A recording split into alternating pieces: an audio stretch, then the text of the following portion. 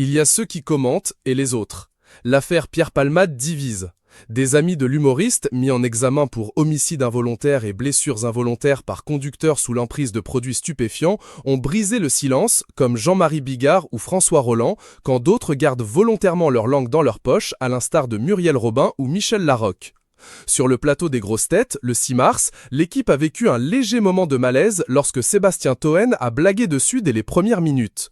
Dans l'émission de RTL, animée par Laurent Ruquier, le présentateur a présenté comme de coutume ses pensionnaires du jour et, évoquant Sébastien Toen, il a expliqué qu'il était revenu à la demande des internautes après une semaine d'absence. Une raison à cela, les émissions précédentes avaient été enregistrées le soir et, côté planning, cela ne convient visiblement pas aux chroniqueurs. Le soir, vous avez des aventures, disons, a tenté d'expliquer l'animateur.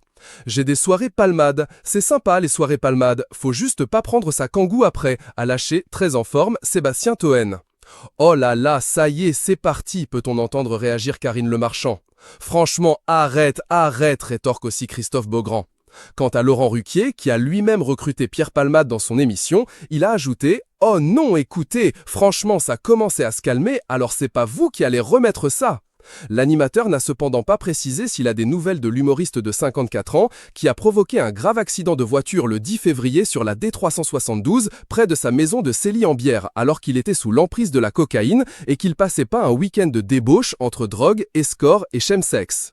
À 46 ans, Sébastien Toen donne un second souffle à sa carrière depuis qu'il a été recruté par Laurent Ruquier dans Les Grosses Têtes en 2021. Auparavant, il a longtemps travaillé sur Canal+, dans l'émission à Action discrète, mais aussi l'édition spéciale, Le Grand Journal et même Le Journal du Har.